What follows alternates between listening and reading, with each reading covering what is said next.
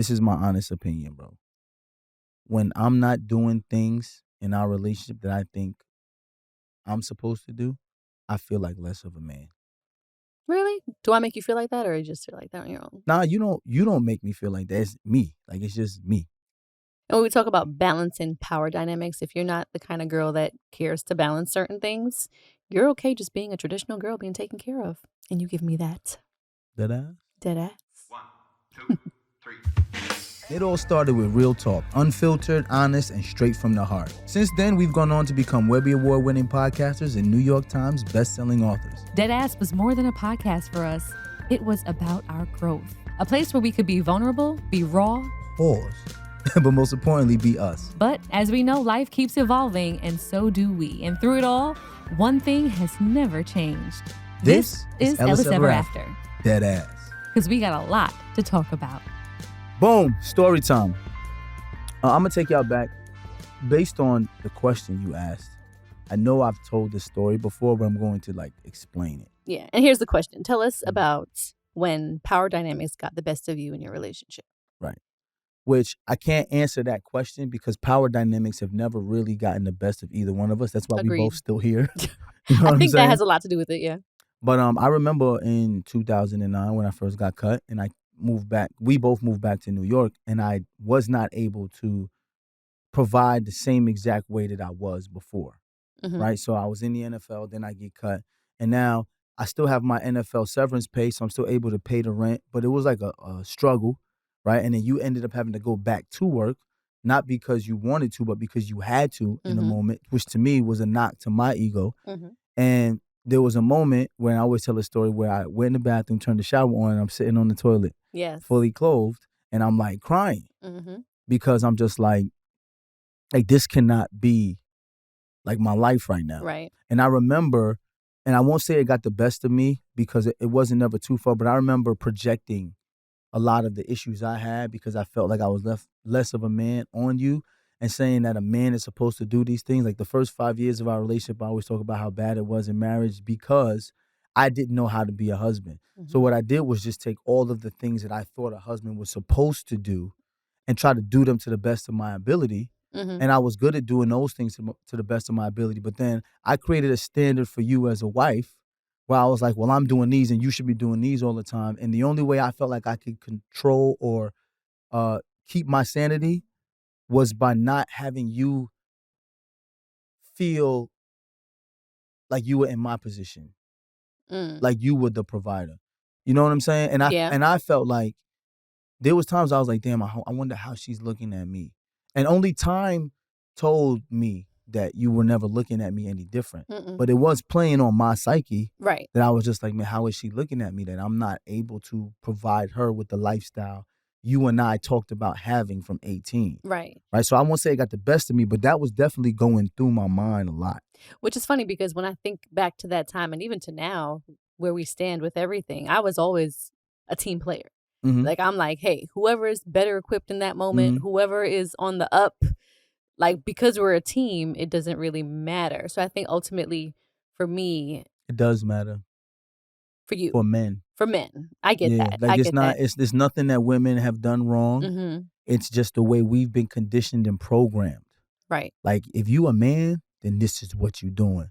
And that's what I was going through. And it wasn't anything you ever did, which is why I don't mind telling the story. It was just the way I was programmed. Right. And I think the only reason why we worked is because while I was going through all of these things, you were never doubling down and saying you're not. Because I was raised to be an independent woman who contributed.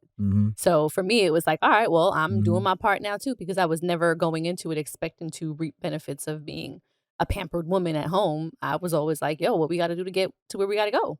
And that is the power dynamic that a lot of people are dealing with today. We're going to discuss that. All right, yeah. You know, as you move on in life, things change. You say to your wife after 3 kids, baby, it's Mother's Day. What you want to do for Mother's Day? You want to go to brunch? She says, no. Take me to the corner store. She want honey turkey, American cheese, lettuce, tomato, mayonnaise, mustards, oil, pepper, vinegar, and a pickle. The usual. That's all she wanted. That's it. So you know what I did? Simple. Gave her what she wanted. Took me to the corner store. Corner store, baby. Yes. saved me about $476. Cause them Mother's Day brunches be expensive. That's a fact. And we would have had to get dressed up and put masks on. It would have been whack. Get dressed up either. You know? Right? So look at her. You look good though, baby. You look good. Let me see your Mother's Day attire. Ooh, in the middle of the street. Ow, nice. You see? I see you. This is when you know you a real mother, when you just so tired that you don't even want to get up for Mother's Day. That's a fact. Inside the street, please. Thank you. Thank you. Well, I love you and appreciate you, baby. I love you too. All right. Thank you so much. Mother 3 times. You got about 2 more in you. You don't? You don't got no more for me? I got more for you. So. We're talking power. Okay. Let me clear my throat. Clear your throat. You want me to clear your throat? Okay. That was too easy. I don't know why. What did she expect me to not say anything? Come on, man. I know it ain't dead ass podcast, but come on, I'm still gonna be dead ass. You know what I'm saying? Oh God, and it's always after it leaves my. Go ahead. After it leaves nothing. What? Nothing. She can't say nothing, y'all. I can't say nothing with y'all. Between Tribble, I just be in trouble all the time. I'm not as bad as Tribble. I get it from y'all. Tribble worse than me, yo. Tribble way worse than me. It is not me. The good thing though is Tribble is catching on to the pause moments, because we had a moment upstairs with me, her, and Kwame in the kitchen, and she was like, "That was a pause. I just missed it." Word. One of these days you'll get the pause moment. I'm always too late. Yeah, Kwame caught it, and she was slightly behind. She's like, "That was a pause." You've been around us too long to not understand. You're with it. Pause. Yeah, my mind is just not as deep in the gutter as you niggas. That's a problem. Y'all are down in there. We're bringing you down to the dark side. Deep down in there. Y'all really down in there. You know what I'm saying? So it's talking power. We're talking power. Mm-hmm. And since we're talking power, I feel like this song is just appropriate. For the nostalgia of it all, to be honest, because it was such an epic portion of life. You remember what they used to say right before? Anyway, go ahead. They say this is a big rich town. Yeah. I just come from the poorest part. Bright lights, city lights. I gotta make it. This is where it goes down. Yeah. I just happen up all apart. Legal or illegal, baby. I never took a straight path nowhere. Come on, man. That's it. Just because previously on Power, you're right. Previously, and it was a different castmate's voice every different time. That was a good time. That was a time. That was what 2016, right? Was when it started. 2016 to 2020 was when Power was at its prime, bro. I remember us being at a wedding in St. Martin. It was Justin and Ashley's wedding, and it was literally their wedding weekend. And I think they had their like welcome dinner or something like that. And everybody was like, "Yo, we're about to go watch Power." We jailbroke a fire stick in St. Martin. In St. Martin's to get Power, bro. At 12 to get o'clock. Power, yo. It And was a party. All of us. Were you on at that time? Nah, it was just appointment TV. Like, Power was like good. Shout out to Courtney Kemp, man, and 50 and Omari Hardwick and Notori, man. Like, they really created something that was appointment TV. It was When's a phenom. the last time we had something that was appointment TV like that? Paradise. Scandal. Yeah. Scandal was crazy. Scandal was crazy. And we watched Scandal once it was already out. So we were able to binge watch that. That was like the best time in life. Scandal was the one that introduced me to, you got to watch it live. Remember, it was like the last 90 seconds you don't want to miss. That shit had me tuned in every week. Like, yo, nobody move, son. Like, I missed the last, and the last scene of Scandal was every always week popping. Had you like, yo, the cliffhangers were insanity. They were so good. Shout out to the team, man. That was a good one. I just saw Notori too. Speaking of which, I hit her up. Just saw her at an event recently. We were sitting at the same table. Super sweet girl. All right, y'all, let's take a break and we will be back with Op or No Op.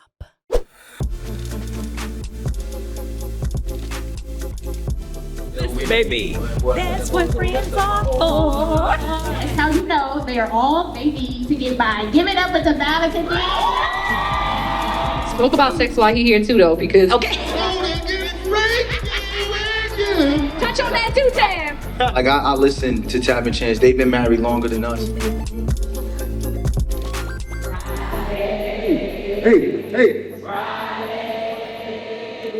Fridays with Tap and Chance. And we're back for DeVal's favorite part of the show, op or no op. What we got going on in the wild, wild west that is In the culture, the internet. Yeah, Tell us, the Tribble. internet. The internet entertains me a lot. And recently I was watching some clips from a podcast called Council Culture with Nick Cannon. Have you seen it before? No. He be sitting up there with his head wrapped like, that's how he looks every time. He looks so fucking bored. But he had Iyanla Vanzant on, and she was saying that Black men have been devalued to only what they can provide. Like, people are always looking at Black men for what they can do, and so Black men tend to value themselves only for what they can do. She said nobody's teaching Black men how to be with themselves or how to be with their hearts. And she said one of the greatest kryptonites to a man is to feel inadequate. And that's what happens when you value a man only for what they can do, what they can buy. So, op or no op? Come on, men. I'm gonna say I agree. Yeah. Like and I know she's speaking on behalf of Black men, which I appreciate because it's coming from a woman. Sometimes it's hard. It's easier to digest things when it's coming from someone who is not talking about themselves. But I do definitely feel like that when we were talking about the beginning of the podcast, and I said I felt like that. It had nothing to do with you. It's because I had been programmed up until that point that if you don't make money and you can't provide this, if you can't get your kids this, then what really are you doing as a man? Right. Was that from your families, or that was just society, like from the beginning of time for Black men? A collection of everything. My dad definitely made that clear to me. Like, dude, you ask a woman to be your wife, it's your job and your obligation to make sure that you provide for her in the way that she requires. You asked her to be your wife. You didn't have to ask her. So since you asked her, that's your responsibility. That was my dad. You know what I'm saying? And then when you listen to rap music and you watching TV, the only people that ever get respect are the men with money. There's nothing that I ever watched in my life that the person who didn't have the most respect or fear was the person who didn't have money. That person always had money. So it was just like ingrained in me. Like, if I get money, then I get power. You get power, you get respect, you get the ladies, that's what I was ingrained in my mind. Money, power, respect, that's the key to life. Rap, you know what I'm saying? So I agree with her. And then we're at the point now where culturally, that's all they see men for. Yeah. I guess my op would be, Black men. Do you have any ops before we I agree. give our two? I don't know if that's op or no op, but I agree. I see what she's saying from like a pop culture perspective. I would agree with her from that perspective. I really got no opinion on it. I also agree though, but you see how the men can't really talk on it? This has just been who we've been. And the part of this thing is that we can't even talk on it. It makes us feel uncomfortable. Because if you as a man say, I'm worth or I'm valued more than what I make, then you feel kind of soft. Because it's like, that's because he don't make no money. That's what men go through. Like, these are things and conversations that women don't go through or are privy to, that men do that to each other sometimes. Yeah. Do you feel like women, particularly Black women, because we're speaking about Black men, although I know that there are, couples and relationships that are not necessarily Black men and women together, or Tribble, maybe you can speak to this, just being in a relationship, do you feel like you've ever been made just by the other sex, or you're within our relationship? Have I ever made you feel like your value was brought down to just what you can provide? Because for me, based on your story, it wasn't any woman. It was just like, do you know who told you about manhood? Was it a woman who came to you and said, you're not a man if you don't do this? Or was it just like culturally, it just felt like this is what it was? I think it's culturally and also what I saw. I watched my dad as a man, as a provider. So I kind of got my perspective from that. That's why I said from maybe like a pop culture perspective, I can't talk to what she's thinking because I never felt like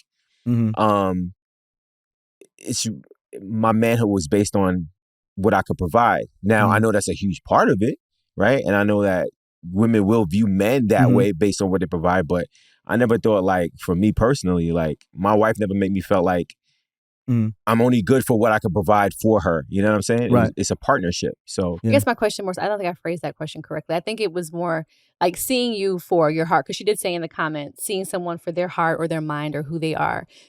I'll bring this up not to beat the dead horse of that Essence interview. However, you were speaking from your heart in that moment. You had a moment where you just felt like, I can't hold this in anymore and I need to speak. And some people thought you were cutting me off. Some people said you didn't allow me to finish my thought. Well, it wasn't but some the women, reason it was why, black women. It wasn't some people. True. It was black women. It was black women. Yes, a lot of the comments are from black women that I didn't allow you didn't allow me the latitude to finish my thought. Where for me, being a black woman who loves a black man, I want to hear what you have to say.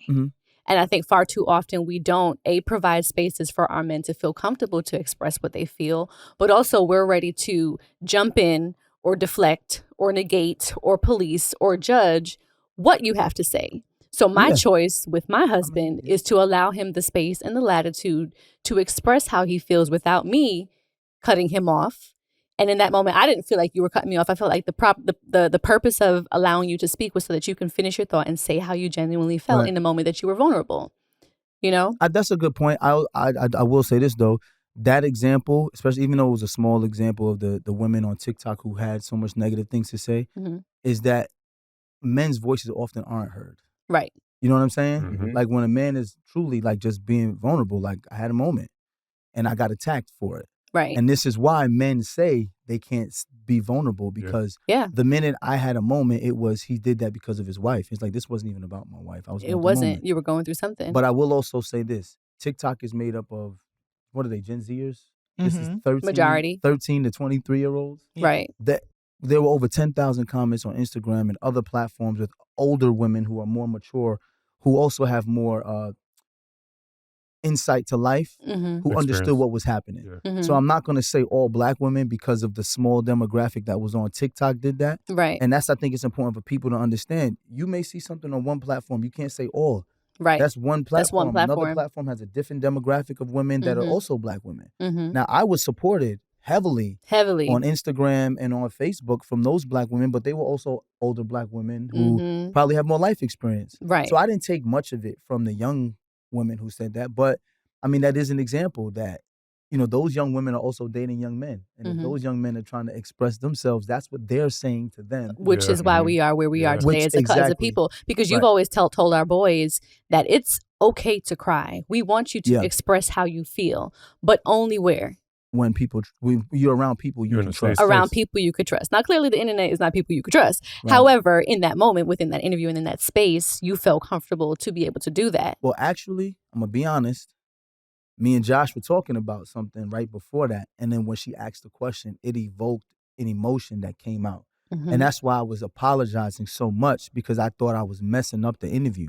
I wasn't sharing to be vulnerable, to have a viral moment. I just was losing it. And I was like, I'm sorry. And then when we started talking through it and I was able to have my moment and just tell them how I feel, and you were so receptive and the ladies was like, it's all right if I take your time. I felt like, fine, I'm going to tell you how I feel. Right. So because the women in that room made me feel comfortable, I kept going. But initially when I broke down, it was like, fuck, like, oh my God, I messed up this interview. Like, I didn't want to do that. That's why I kept apologizing. Yeah. But the women in that room definitely made me feel comfortable. And them sharing it, I was like, cool. Yeah, exactly. We were like, you know how to edit that out. That's what it was. Like, you can't act everything. And to be honest, I was just tired of being something else. But that shows you why men often don't share. Because if I was a different type of person, I would have been like, I'm not doing nothing else ever again. Yeah. And think about all those young men who share with those young women on TikTok. Yeah. Those getting that response from those women. Getting ridiculed. Then those women will grow up and be in their 30s and then be all like, the men ain't men. Well, every time he tried to share with you what he was going through, you ridiculed him. And now you're 30, you're single. You can't get what you want out of any man because you spent your 20s talking down to men who were trying to be vulnerable. And that's what those women are going to have to deal with when they get to the 30s. The women that are in our demographic right now, I rock with them because they saw what was happening and was just like, yo, you good, yeah, bro. It was mad love. You know what I'm saying? It was love from that demographic. The young girls, bro, I'm praying for y'all. And I'm praying that my sons find young ladies that learn how to empathize. Because also, like Yolanda said, no one is teaching our young men how to do that. We are doing that here. You know what I'm saying? I hear Josh on the phone when he talks to Tori. He's very deliberate about how he speaks to his daughter because his daughter is going to be someone's wife one day. We talked about this. He's like, I got to make sure that she understands the dynamic between a man and a woman, even at a young age. I'm hoping that they find a young lady who is being fathered and mothered. Because shout out to Anika too, because her and Tori have a great relationship. I'm hoping our sons find a woman that understands like that, because we're raising boys who understand. You know? Yeah.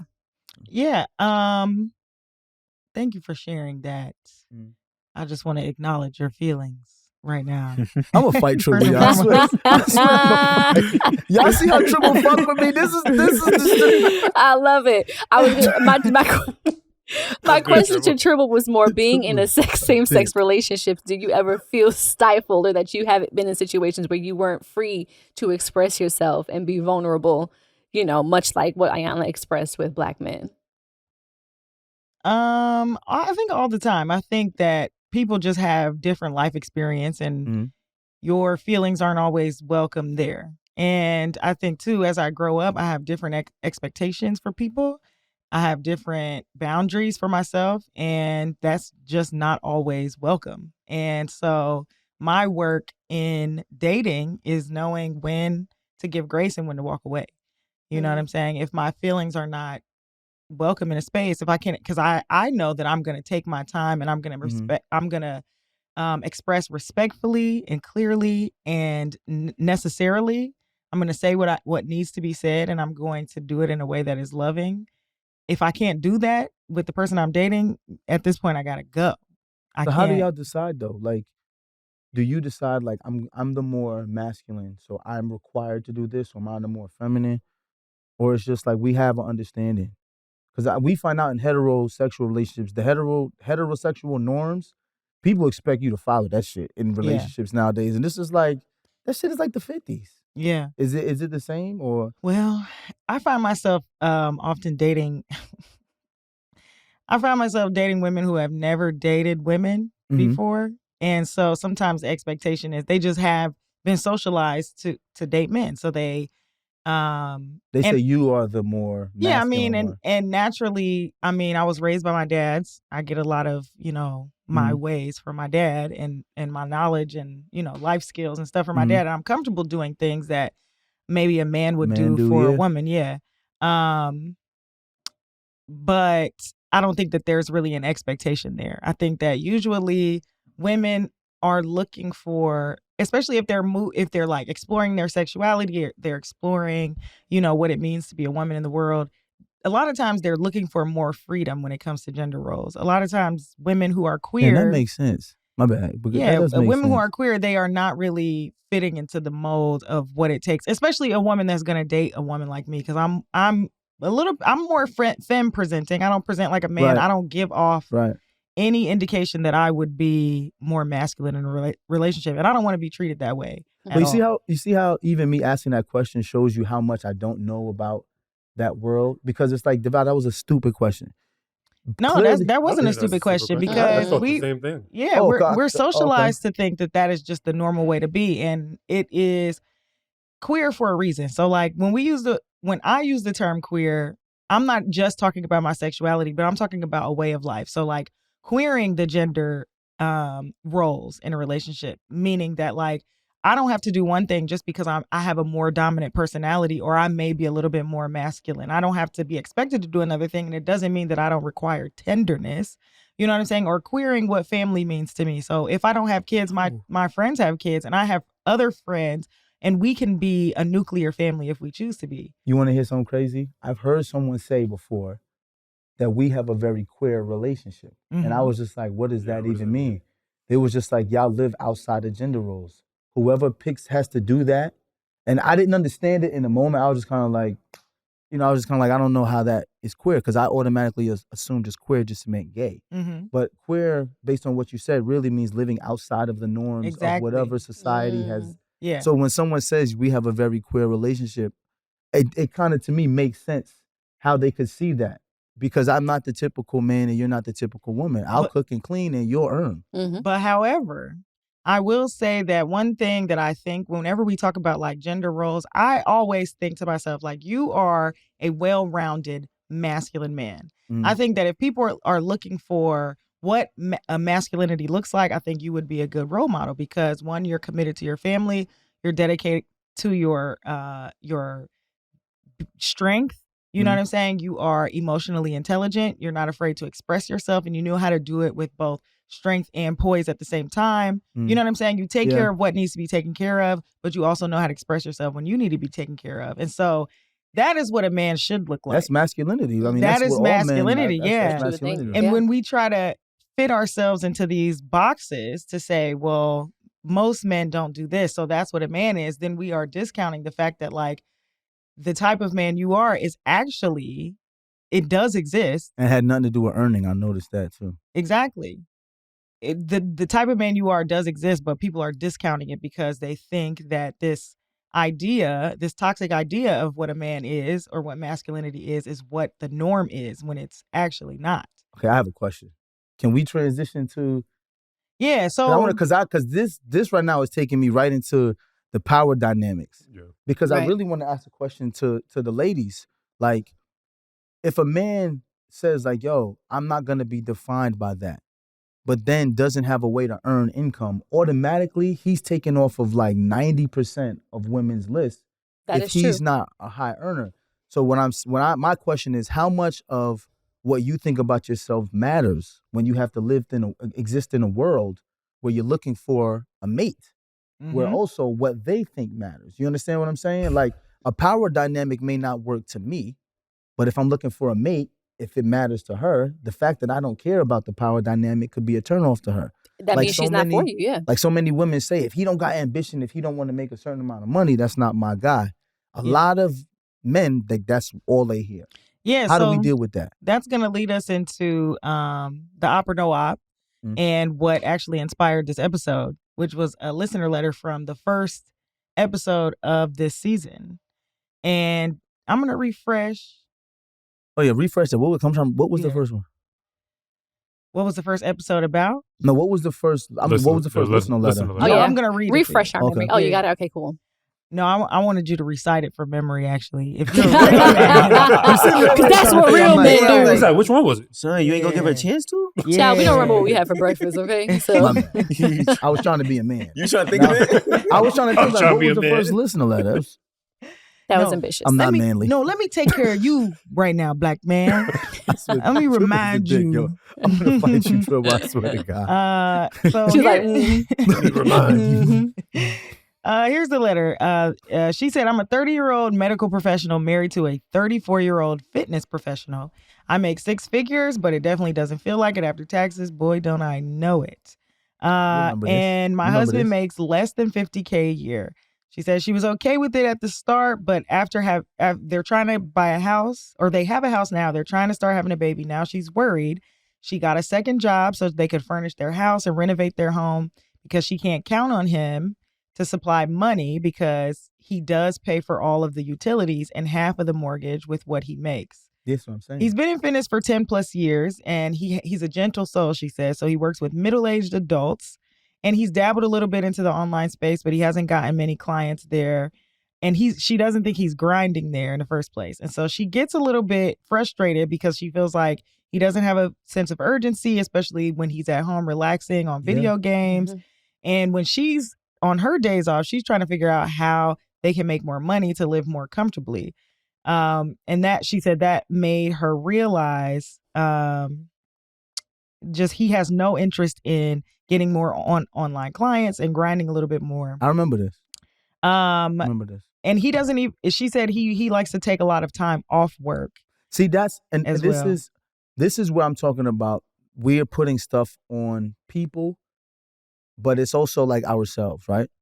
For example, she said all of this. She loves him, gentle soul stuff. He just doesn't make enough money to make her feel protected and provided for. She doesn't say he's less than a man, but ultimately it's just like, that's what she's saying. Like, a man would on their off times do this. A man would in their off times do that. And a lot of times as men, that we feel like that. You know? I think you feel like that if you are innately an ambitious man who wants to be that. There's some men, like, ambition is something you can't teach people, right? True. Or if you want to be, I remember hearing from someone that they felt like their partner felt like that they, as a woman, she needed to motivate him. And when I hear that, it's just like, okay, is it anybody's job to motivate somebody? Should you want to be motivated by your partner just to No, you have to be motivated by yourself. Right, Yeah. exactly. Even your response at that time was like, bro, get off the video games. Yeah. That was your response. Yeah, like right. He wasn't motivated. It's like, yes, if you can't teach the ambition to a man and say you are a woman in the relationship, that in itself can be a turnoff altogether. Mm-hmm. Because, you're not even finding a way to be motivated by me and our family or the family unit that we're trying to establish to find another way to meet me, because she essentially is making majority of the money. But here's my thing, and I can't. And she's working 2 jobs. I can't see anything wrong with her saying, and this is just me, with her saying like, "Yo, man up and help me." Mm-hmm. I can't see nothing wrong with that. And that would be if it was a white couple, I just think that or an Asian couple. Like I would just see that as right. But then that goes back to saying that as a man, you are defined by your ability to provide, and that's what it goes back to, and that's why men feel that way. And when women say, I didn't make you feel that way, it's not about the woman you with making you feel that way. That's how we feel. That's just how innately you feel, yeah. I don't know if I was conditioned that way or if it was my parents, but I heard that story and I was like, get off the video games. Yeah. But if she was playing video games and he was working, but she still brought in less than 50, I would be telling him, like, what do you care if she's on the video game? Because your mindset is whatever she brings in is supplemental to the household. But what I'm saying is that wrong for thinking like that?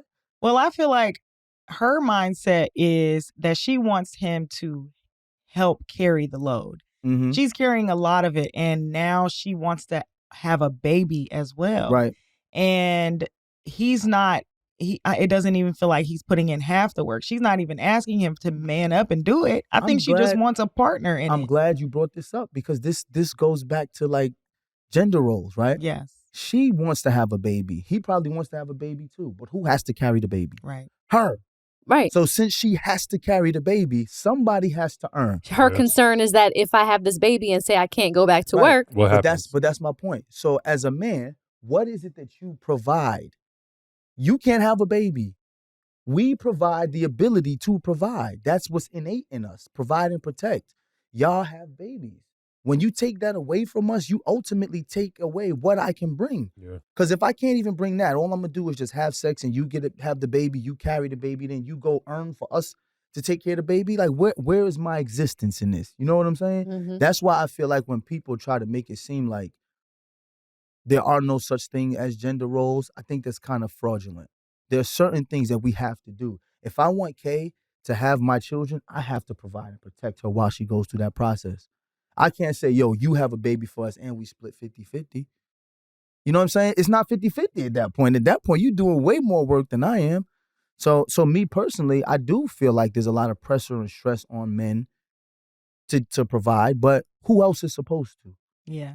Because in this situation, like if this was a queer relationship and it was 2 women, either woman could carry. Right. Mm-hmm. In this situation, I mean, they could get a surrogate if she wanted to continue working. Because also it sounds like they picked partners based on the roles that they were able to occupy. She seems like the more dominant, the more logical, the more ambitious one. And he seems like the more like caretaking, the more, he seems like he has a lot of feelings. She said he's a gentle soul. She said in the beginning of the letter, she said how much they love each other and how much they really get along. So it seems like emotionally he takes care of her the way she wants to be taken care of. But then there's and the obviously part. Vice versa. Yeah. But then there's the practical part that still needs to be taken care of. Yeah. That's it. I can think of 2 relationships where the woman was the dominant go-getter, this, that, and the third. And then the guy was just like the nice, gentle soul. And it didn't don't pan out. Because when it came down to the practical portion of life, which is the providing for and paying the bills, then you can take but emotions but so far. There is another example. There's a group of very powerful money-making sisters who all married men who were going to be nurturers and stay at home, and they all got divorced. And they had a reality show on TV. Use your mind and think about it. But you know what I'm saying? And the reason why I bring this up is because this is the practical part of gender roles that we often ignore. Yeah. You know what I'm saying? Because everyone wants to say what sounds good. I think gender roles is so like antiquated. I mean, just the idea of gender roles is just super antiquated at this point because it doesn't serve us, I don't think, as a community in general for that reason. I agree with that. Like what you mean? Bro, I clean the kitchen. I You know do what I'm saying? too. Like, I do too. is that a gender role thing, or I'm taking care of the place that me and my And wife like, when did gender roles start? Yeah, Like, who made it a thing? But here's my Like, thing though. Where's my We're dinner woman? gender roles and chores are two different things. Right.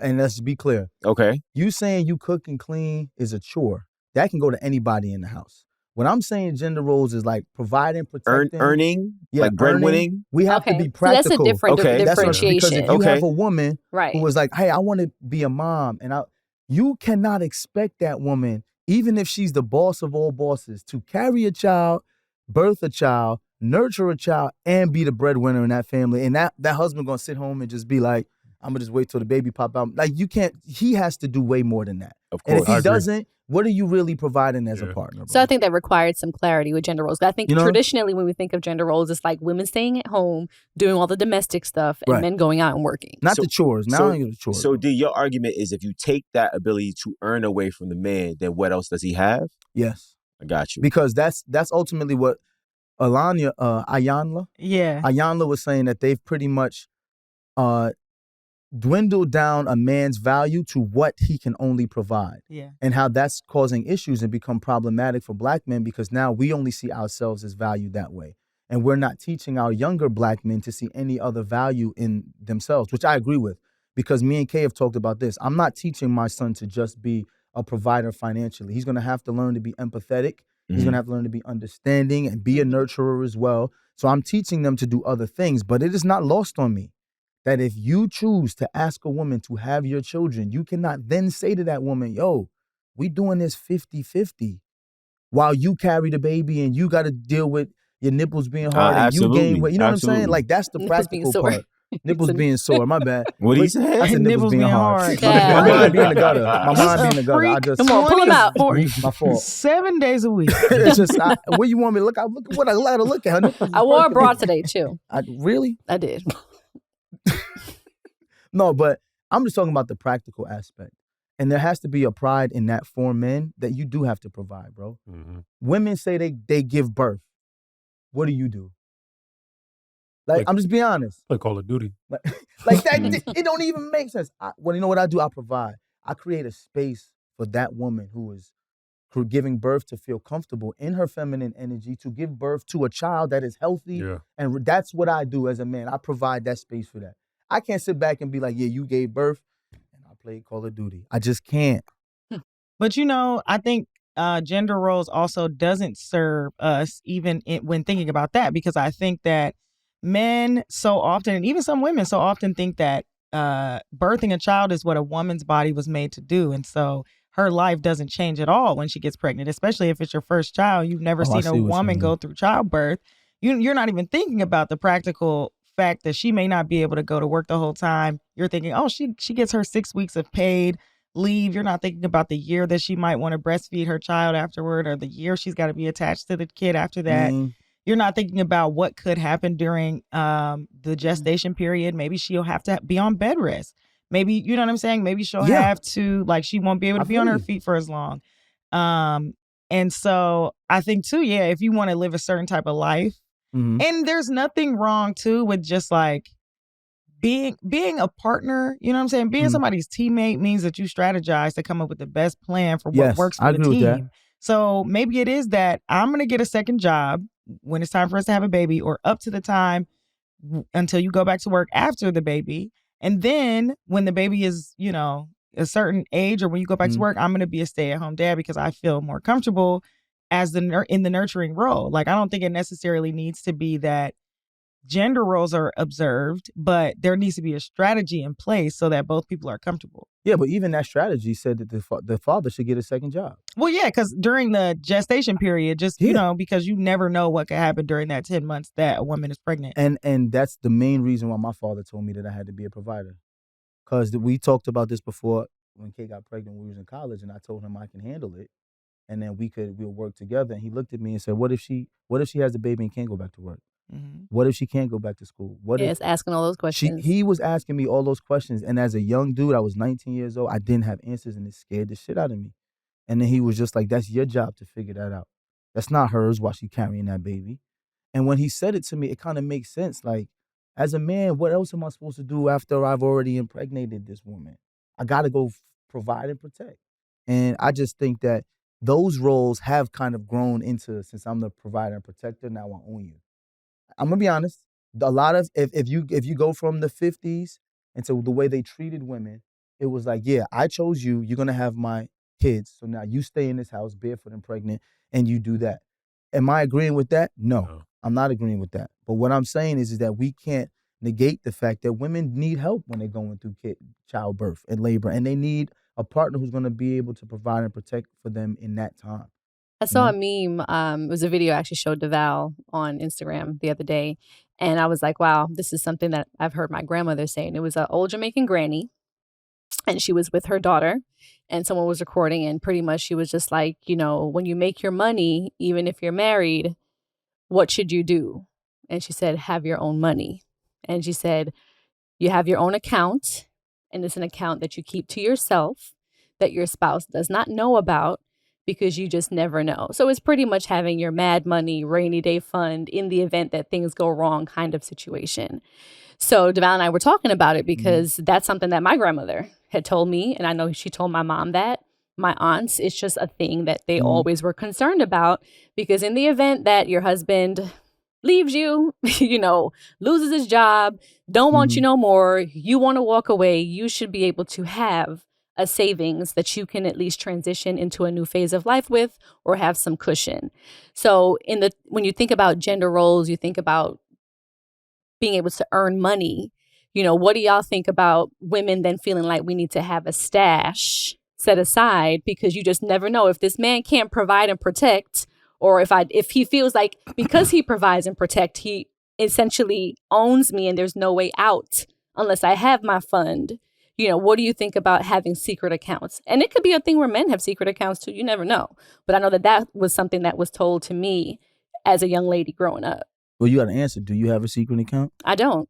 Okay. I don't have a secret account. We have our family pot. We both have our... You don't have a secret account either? Yeah, we don't. And we just... Transparency works for DeVal and I, because we've always had a plan. But if it was a secret, you wouldn't tell us. If it was a secret, you're right. True, you're right. It's very true. Yeah, but I can say quite honestly, like I don't feel the need for that. Let me see your phone right now. You know, she holding that secret down. I don't feel the need for that now. And you can say that I'm stupid. You can say that I'm so, you know, into my man that I don't foresee it being an issue. Even if I feel like DeVal and I were to split, which we know we're not going to do that. We put it out there. There's no splitting happening. We had the conversation. Don't play but DeVal does not strike me as someone who would just want to see me suffer. No, even if that wasn't the case, you know? So, no, I don't have a And if he account. did, you just make sure you got the insurance policy. Period. I got the knife. Listen. Crash out Okay. Crash out trip. She's like, I'm my crash out trip. crazy. But This question, is my you don't trip. have a secret account, but do you treat your personal account? Because you have the joint account and you each have your own personal. Do you treat your personal account as that almost secret account? Like, let me stash up for a rainy day, God forbid? No, I don't see it as that. I see it as more of an account where if I want to do something for DeVal and it wants to be a surprise and I don't want him to know about it, I'll use my account for that. But can it also play into that? Because I got access to it. Like, you know what I'm saying? Like, I can go to see her account. Yeah. I can log in to Chase. And you know what I'm saying? So it ain't really secret.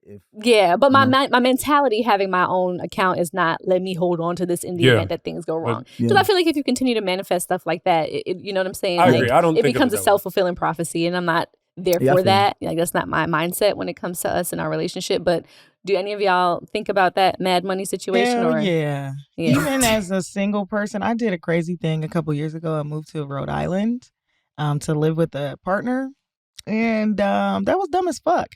And had I not been able to move, if I didn't have, money to move and do what I needed to do, that could have been disastrous. I could be living in my parents' basement right now like a total loser. But so even when dating, and I know myself well enough to know that when it comes to dating, I'm a bad picker. Chances are, if I get married, it's going to be twice. Because you gotta stop thinking like that about yourself. Don't even I'm put not that letting out. you say that, bro. I'm not even gonna let you finish. Bro. No, I'm I not think like- If you so. moved to Rhode Island and gave that woman your money, I would put a knife to you. Facts. What are you talking about? Facts. No, I'm not saying gave her my money, but I'm just saying like, because the deal was I would move to Rhode Island. She would pay for everything. I wasn't supposed to pay for anything. Got you. While living That's in your Rhode sugar Island. mama. Okay. Yeah, but yeah. If you ever date a white person, that should always be the deal. Anyway, the white person in men. With Triple. What is wrong with Triple? Yeah. But reparations. Yeah, exactly. Yeah. So having my Stop own. laughing. She's dead serious. I'm dead I'm ass. dead No, I'm serious dead with her, serious. bro. That was your reparations moment. Yeah. Yes. You did that for the culture. For the culture. Wasn't much. Took one for the You team. motherfuckers still owe me, but I got a little bit. I got a little down payment.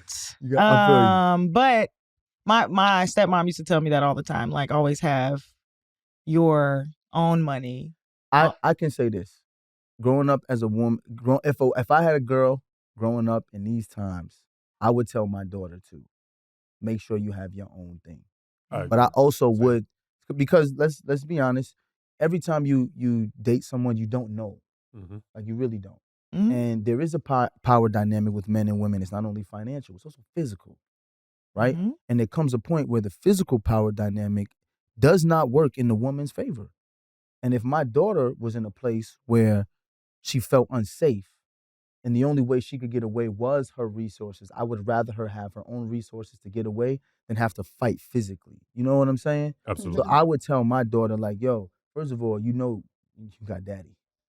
Like I told my sister, shout out, Boone, I love you. You know, you like a brother-in-law, even though you're not married yet. But I told my sister, if you ever feel unsafe, you can bring your ass home. Like, you know what I'm saying? Even if she don't have the resources, she got her brothers. Yeah. She got her dad. You know what I'm saying? Right. And I think that's ultimately kind of like what the women were saying. That grandmother was like, you got to have your own to protect yourself and your kids, because you can't fight this man if y'all going at it. And if you give him all your resources, then you stuck. Absolutely. So I completely get it where it's coming from. I get that for women. A lot of domestic violence victims, that's the reason why they typically endure it for so long, is because they don't have the monetary means to be on their own. In the Cassie case, she said that. Leave it. She said she didn't have the means. That people asked why she stayed so long. She said, I didn't really have the means. Yeah. So you end up stuck. And I mean, that's a crazy power dynamic in a relationship. Whoever controls the finances controls the power. So you got the physical power dynamic, and then you have the financial. So I think especially for women, I don't think it's a bad thing to tell women to have their own. Shit, I told Kadeen she need to keep her own money. If I give my wife money and she ain't got nowhere to put it, of course she should have her own account. Well, I mean, but my thing is she should also feel like it's hers. That's yours, yeah. Yeah, that's hers. Yeah, yes, and my husband gave this, but this is mine. I earned and I'm it. agreeing with you. Like, I think women should have their own accounts. Yeah. Like, I was brought up in that our money, the money I make is our money. But I also, my wife has her own money. Whatever's hers is hers. She don't got to share that with me. She don't got to share that with Victoria. That's hers. Who told you that? My bishop, my pastor. Now look, you see how he heard that? I heard that. And you heard the same thing. Right. And so it's like men are hearing this. And it doesn't have to be a secret. No, it's not a secret. It doesn't have to be a secret. But check this out. Men are hearing this and women are hearing to have your own thing, and then wonder why men feel like the only thing that they have value with is their money. Is that his bishop told his dad that you have your money takes care of everybody. Your wife can have her own. You know what I'm saying? My father told me that. But the woman told another woman, have your own. You see what I'm saying? The things that we feel and believe as men, we really don't realize we've been conditioned and socialized to think that way. Right. Well, you guys also have great examples. I'm sure your bishop was somebody you respected. Yeah. Your dad is somebody who you respect as well. Not everybody's getting the same kind of counsel. True. That is So absolutely. That's where things go awry, is when people are getting, improper counsel. Say this. Somebody asked us, we was doing a radio interview, and they asked us like what we think about the 50-50 conversation. And I really couldn't even fathom the idea, because all of my life I was told that this is how a man is supposed to be. I couldn't fathom just going to my woman and saying, we got to go 50-50. We did. Where's your half of the rent? Right. Right. I can't imagine that. I can't imagine it either. I know one or two couples come to mind where that's what they do, and it works for them. And that's my thing. That's fine cool, for them. But why does it have to be a group discussion that we all agree that it should be 50-50? I also don't feel that everybody has to do what I say. What I think is, this is what works for me, my family. And I paired with somebody who this works for. Right. Right. Because there might be a woman that wants to do 50-50 and a man that wants to do 50-50. And if it works for them, it works. Why do we have to have a group discussion about agreeing on if it's 50-50 or not? Relationships are not a group project. Marriage is not a group project, folks. It's a fact. That matter of fact, remember that that's moment of the truth. moment of Don't steal my shit. That's my shit. Listening to all of this actually gave me a different perspective on one thing. I'll wait till my moment of truth. ChatGPT to Wait till rewrite your that. moment of truth. But darling. I feel like in y'all's relationship and probably in yours too, the power dynamic, I guess, is not, to me, like stark. I don't see. Yeah. So do you feel a power dynamic that plays out in your relationships? It's maybe for us, particularly DeVal and I, because he empowers me so much to be my own person and to do my own thing, and he supports me through everything I do. I never feel powerless because I feel like I can do anything. It's just up to me what I want to do. Now, the Sagittarian me, one day want to do one thing, the other day I'm like, I want to stay home. The other day I'm like, I want to be on the beach somewhere. So me always chasing that spontaneity sometimes can leave him frustrated because he's just like, what the fuck do you want to do today? Right. But I think that's the reason why we've been able to thrive is because there really is no distinct line, but there's the desire for me to be able to contribute and, I agree. be an earner as well. Because you never made me feel like my power is only in my ability to provide, I never felt like I had to force that on her. Like, you know what I'm saying? That's why I always feel like I can empower her, because it's just like she never made me feel less than when I didn't have it. Yeah. And I knew that it was hard, not only for me, but for her, because she was used to a certain. I remember one day she asked me when the car got broken into it and they took her purse. She came back and she said, "Where the fuck do you have me right now?" And I remember she asked that with like so much sincerity, because she had never lived like that. Man, She lived in Canarsie in the 90s, which was all Italian and Jewish, right? And then we moved to Michigan. She went to school at Hofstra. And then we lived in Canton, Michigan, which was the suburbs, bought a house. And then we moved back to Crown Heights in an apartment, bro. And then the second week we was there was a murder on St. Mark's. Oh, my God. And That's traumatizing. I remember she literally looked at me and was just like, bro, where the fuck do you have me, bro? Like, and she was mad. Damn. And I felt like, damn, like. Because I was like, yo, I was rocking with you. I said, okay, we're going to do the wedding and we'll stay here. Fine. But how long? Yo, sometimes I really do be like, yo, okay. Like, I've never said this publicly, but there was some times where I was just like, man, if she left and just got with some rich nigga to just take her to do some shit, I wouldn't even be mad. There was a moment. Seriously? Yeah, because there was a moment in Brooklyn where it was just like a struggle after struggle after struggle. And it wasn't like a couple months. It was like a 4-year span where I couldn't buy her nothing. We couldn't go on no vacations. And it was like draining to me. And I was just like, yo, I know that she likes to travel. And I know that she likes nice things. And I know that she had that for 3 years out of college. And now we're going on 4 years and it hasn't happened yet. Like, if she just was like, yo, I can't do this, I was kind of like, whatever. You know what I'm saying? And that's what I'm talking about. Like, the power dynamics was never from you. It was all me on myself. Like, just this dark cloud. That's what it seems like. It seems as though you both appreciate each other for what you bring to the relationship. And what you bring to the relationship is not monetary. Right. It is, I know Kadeen always talks about your vision, your work ethic. And it's never like, oh, he bought me, She's never XYZ. asked me, like, seriously, never asked me for anything monetarily. Yeah. And we're talking about 22 years, I'm about to be 23 years of friendship. Kaneen's never come to me saying, babe, can we or can I? It's just always been me wanting to provide for her. Even when we got married, I stopped saying that she was the reason why we had the big wedding, because when I went back and started going over my mind, I wanted to live up to what all of my friends did for their wives. That's why I said I could never put the power dynamic issue on her. It was where I was coming from. Like, yeah, that could have been a power dynamic issue, because the wedding thing, I think Kadeen jacked you up in private. That's why she did tell me she that. wanted the wedding, not the house, and then flipped it after we had to move back to Crown. It was because I literally was like, we were supposed to get both. That's what she said, sir. That's and that was just my mentality. But that's Yeah. how much I believed in him and his ambition and his vision, because I'm like, oh, this is going to be a temporary situation, a little temporary setback to get farther forward, not thinking that temporary setback was going to be 10 years. Temporary is relative. A whole Temporary is relative. decade later. So that was on me. And rather than like dominance and submission, like the vision and the belief seem to be the power balance that you Hell have. yeah. Oh, yeah. That's fire too, Tribble. Mm-hmm. Vision and belief. You got to have someone that can see it, but you need someone that can believe it. I can definitely believe it. Absolutely. I sure did. I still believe in you, boo. I believe in you too. I'm gonna show you later. I believe in you and me. That should Y'all have been was the about to- karaoke.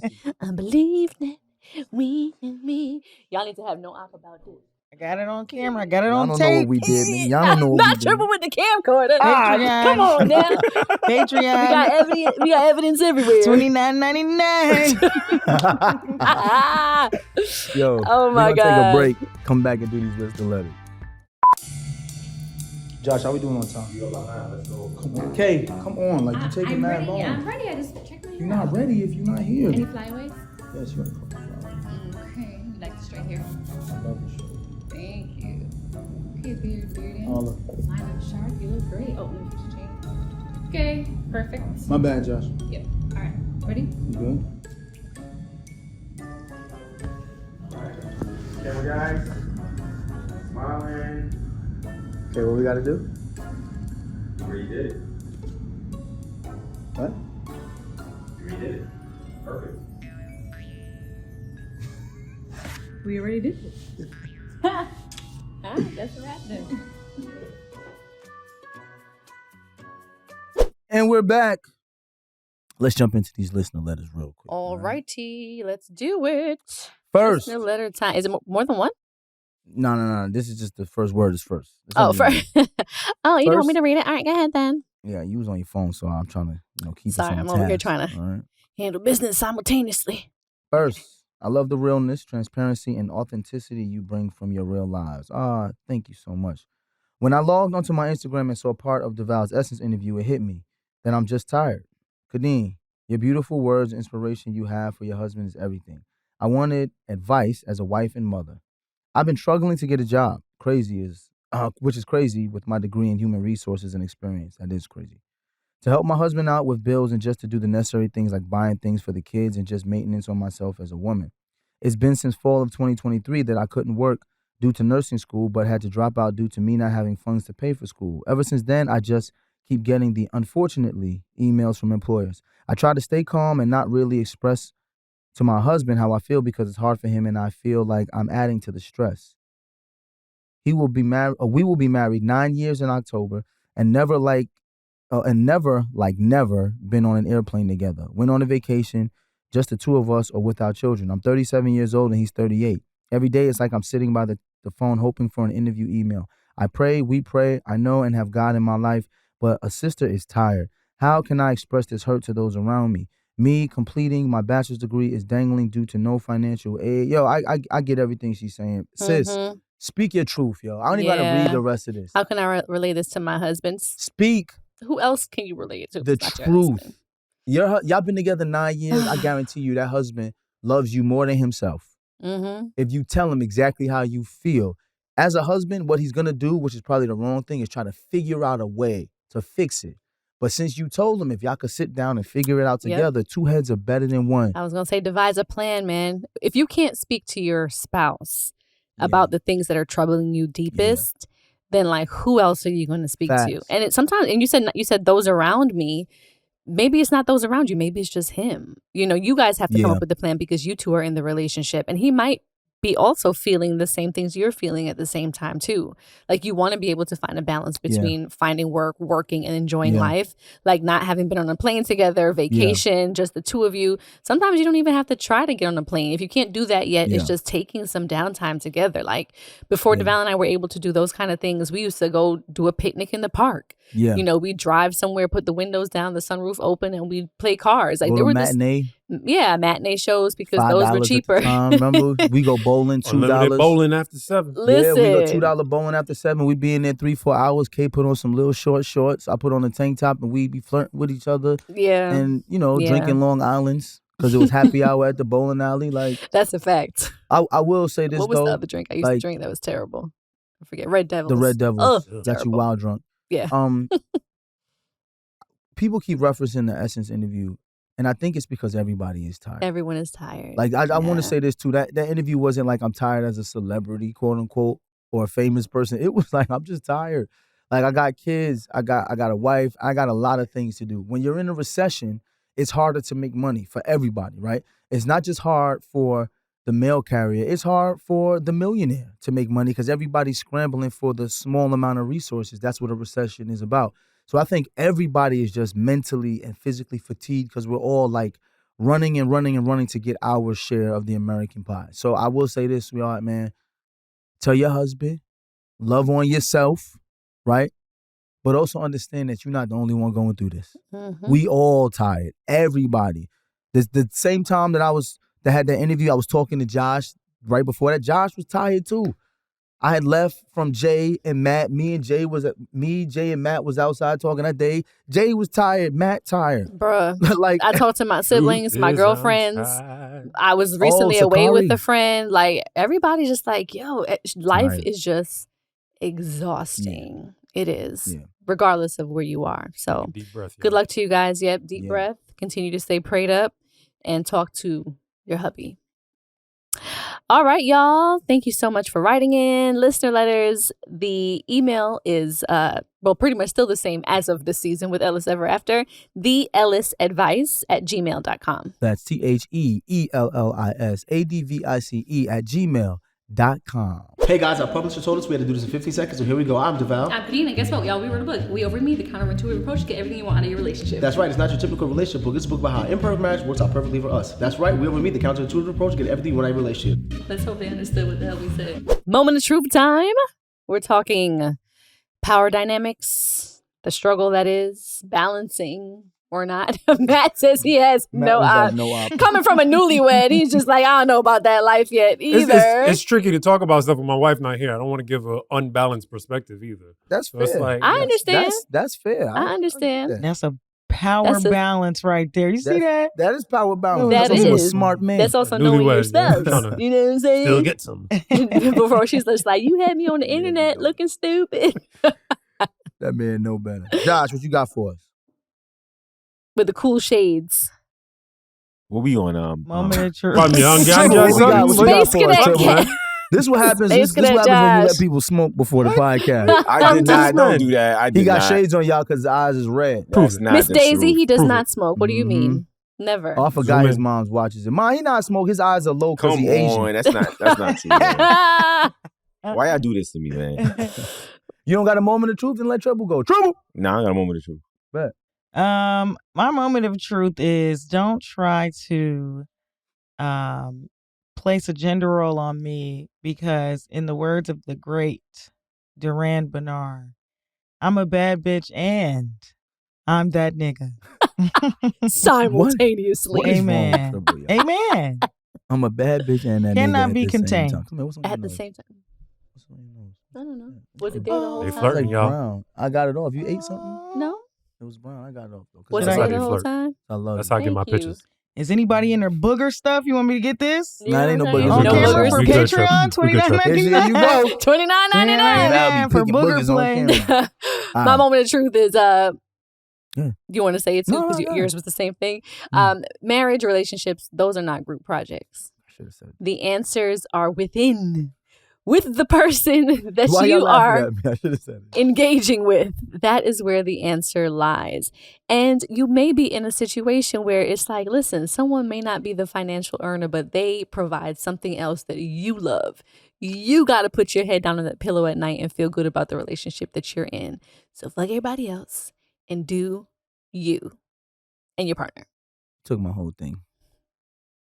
Say it again. I was literally just going to say that, man. You don't have to have the whole world agree about your power dynamics in your relationship for it to work. Yeah. If it worked for y'all too, it's that simple. It works. Right. That's it. All right, y'all. And if you want to be featured as a listener, let her know. We did that part already, right? Yeah. Be sure. Like a commercial ad just now. Right? Be sure to follow us on Patreon. That's where all the action goes down. You see, Trible's been doing infomercials the entire time. $29.99. She gonna shine. If you want more Ellis Ever After content as well as the after show, you can find us there on Patreon. You can also find us on social media at the Ellis Ever After page. I am Kadena. And I am DeVal. I'm _Matt.Ellis. And I'm Joshua _Dwayne. And I'm at Tribs the Cool, TRIBBZ the Cool on everything. And if you're listening on Apple Podcasts, be sure to rate, review, and subscribe. On 3, baby. 1, 2, 3. Deadass still lives. I love that for us. Cut! Ellis Ever After is an iHeartMedia podcast. It's hosted by Kadeen and Deval Ellis. It's produced by Tribble.